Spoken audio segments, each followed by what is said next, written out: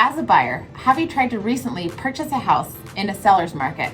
If so, you probably understand what it's like to compete against multiple offers. Maybe you've even lost a house or two, and it just can become this frustrating process. I'm Michelle Smith. I'm a realtor with Coldwell Banker Legacy here in Albuquerque, New Mexico. And today's video, I'm going to be giving you my top buyer strategies to purchase a house in a seller's market. In a market where there's nothing for sale, when a good home comes on the market, you can guarantee that you're not going to be the only buyer who's ready to purchase that property. So how are you going to make your offer stand out or be better than the other competing offers?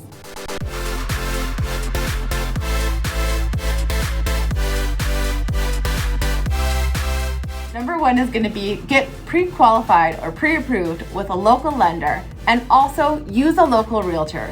It's just so important to use somebody who is local and understands the current market conditions so that they can advise you correctly. And I know that you can go online and you can find these super low interest rate type of lenders or mortgage companies, but you have to remember that when a seller is weighing out multiple offers, they're also looking at the strength of lender. And as a listing broker, I can guarantee you that we just have a more consistent and better experience when we're dealing with local lenders.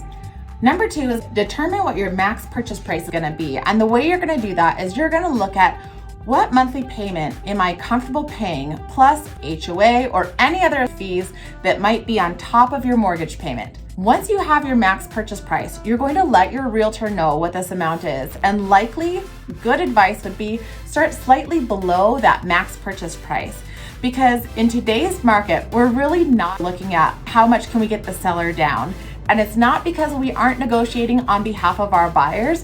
It's because if the buyer wants the house, we really are looking at how much above list price do we have to go to get the property under contract.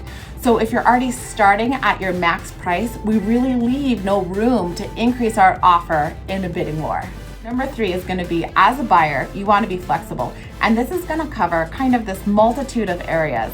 So first is going to be when the right house comes on the market, you have to be flexible in your schedule because there's a really good chance that that house will sell in that same day or within hours of it coming on the market. So you just have to be available to get out and see the property. The other items where you want to think about ways to be flexible would be if you find a great house. I think a really good business practice is for your buyer's broker to call the listing agent and ask, what are the things that the seller is looking for in an offer? What is their move out date? Are there any appliances or any other conveyances that are going to come with the property? Are there any exclusions? And as a buyer, if you can be flexible around some of these items and terms, it actually will add a lot of value to a seller in negotiation. All right, and number four is going to be aggressive. So in this type of market, when you find a house that you really want, you gotta go for it. As a buyer broker, we often get asked the question of, well, what am I competing with? What are the other offers? And you have to understand that we don't have privy to that information. We only get to know what the listing broker is willing to share with us, and sometimes that's nothing. So we have to go in guns blazing, really strong if you find that house that you can't live without, or that you'd be just devastated if somebody else bought. So what does that look like? Well, we're going to likely start at least with a full price offer, and we might add in an escalation clause, which would be something like, we will beat any offer by $1,000 up to a certain purchase price. And that's a price that you have to determine. You also want to shorten any sort of timelines in the contract, review periods or inspection periods.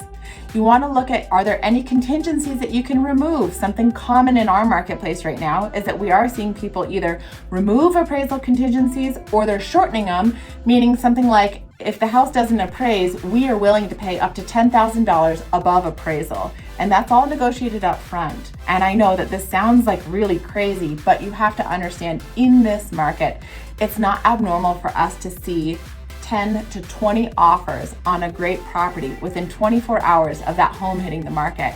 So you really have to do something to make your offer stand above the others. I hope you got some great tips out of this video.